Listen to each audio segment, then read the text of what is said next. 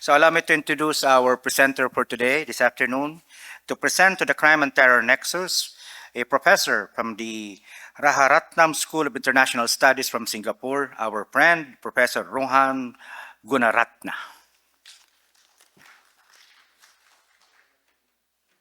Thank you very much, ladies and gentlemen. What I'm going to do is I'm going to give you a very quick presentation on the crime-terror nexus. It is because terrorism is on the decline, but crime is on the rise. The terrorism space is now being occupied by criminal activity. And this is something that is going to impact all your businesses. And that is why it is so important, although there's a shift from internal security to territorial security, there must still be focus on dismantling the criminal networks. And these criminal networks are, some of these networks, they have been protected by politicians and by officials.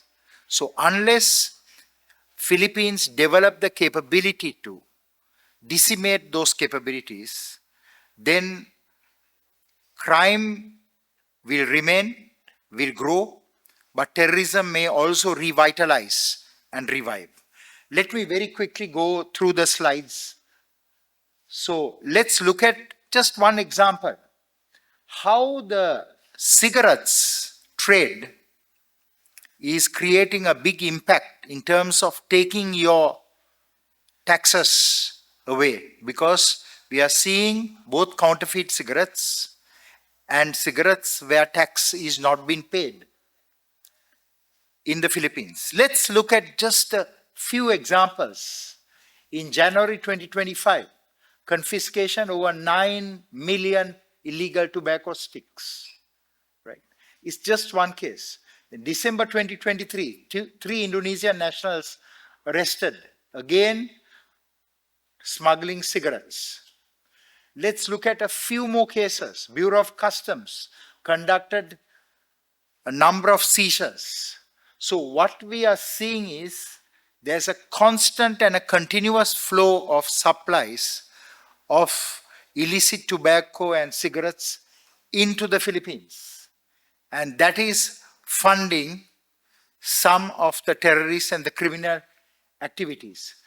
And this is the latest information that I have not presented to you before. And this will be useful for you. That is, there's a new gang called the UPI gang.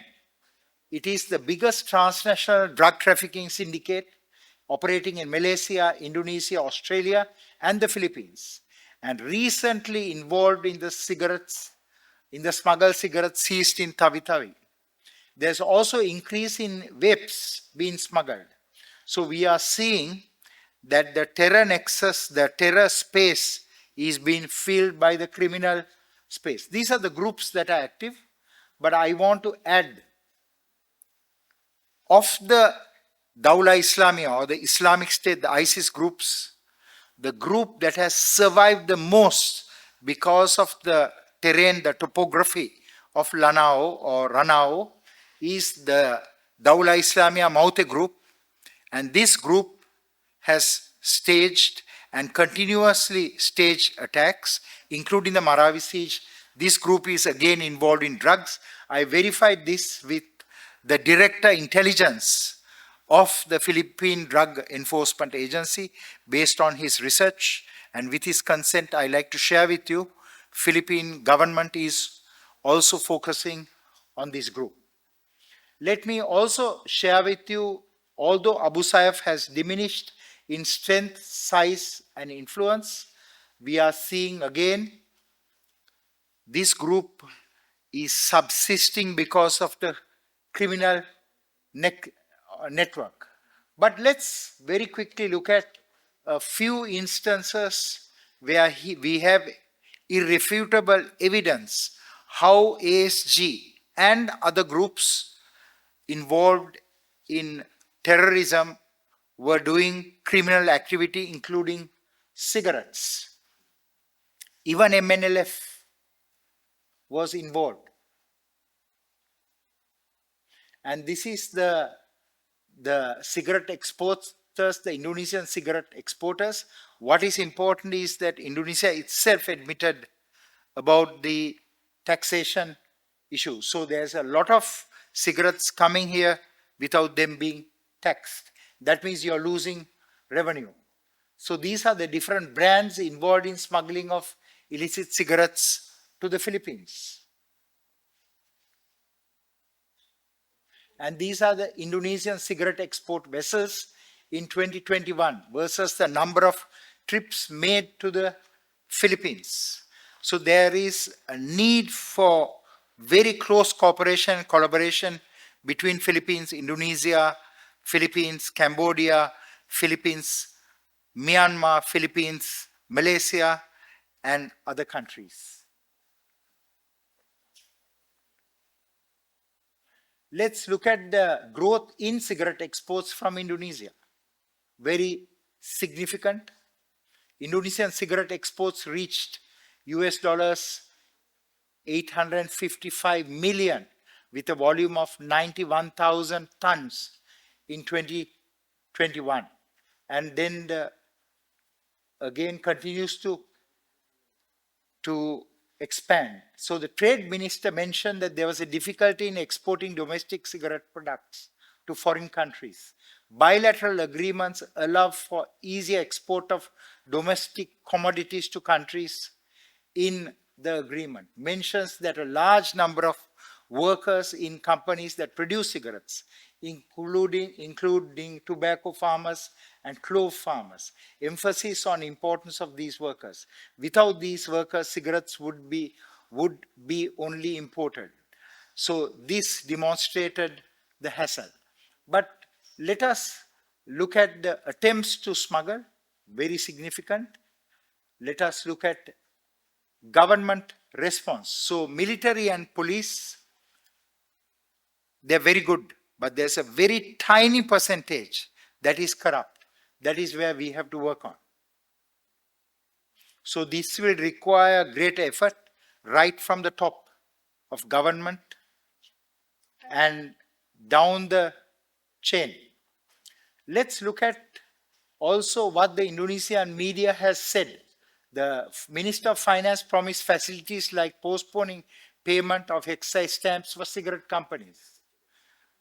This encouraged companies to export rather than distribute it domestically. Minister hopes that export activities can have an impact on reducing the prevalence of smoking in Indonesia. He hopes that exporting cigarettes more would help to reduce prevalence of smoking in Indonesia among women and children. Prevalence of child smoking is currently 9.1%, and the government is targeting a reduction of 8.7%. Let us look at our assessment. So armed groups in Mindanao continue to benefit from smuggling activities. The resilience of these groups will remain as long as we don't crack down on the criminal activity. So if not stopped, or if the military and police will not take action against known smugglers in the area, these armed groups continue to strengthen their positions and gain more influence. In future, even the local terrorist groups will likely start to engage in illegal activity to fund their operations and not depend on support from either ISIS Central, Islamic State Central Group in Syria and Iraq, and other financiers in the Middle East and elsewhere. So these are the armed groups in the Philippines that continue to engage in these activities.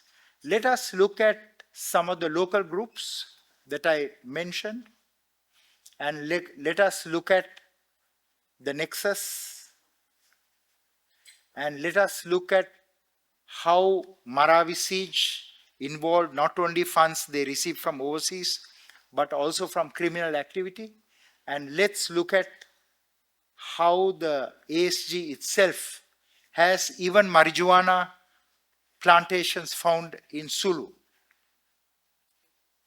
This is the BIFF, the Bangsa Moro Islamic Freedom Fighters, and many factions of this group joined ISIS or the Islamic State. And here you can see one of the key operators of ISIS, Mundi, how he was working also with the criminal entities.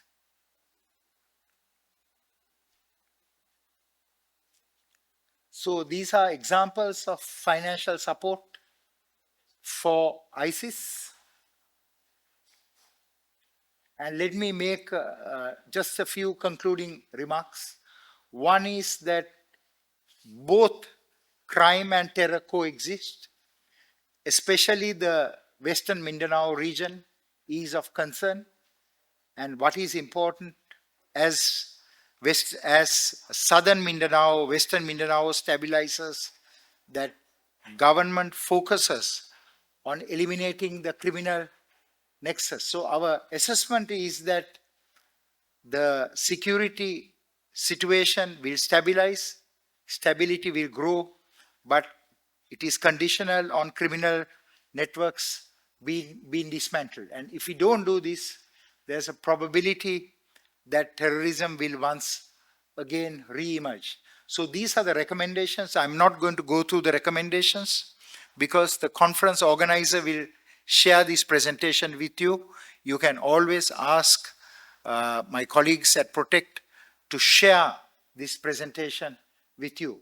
So it's a criminal threat. I will say that it's a national security threat because of the linkage to terrorist groups that do violence. And of course, it's a very severe threat. And however, terrorist groups engage in trafficking narcotic drugs and counterfeit cigarettes, we have to pay a special attention to them because Philippines does not want to have a threat to the overseas as well as from within. Thank you very much, ladies and gentlemen.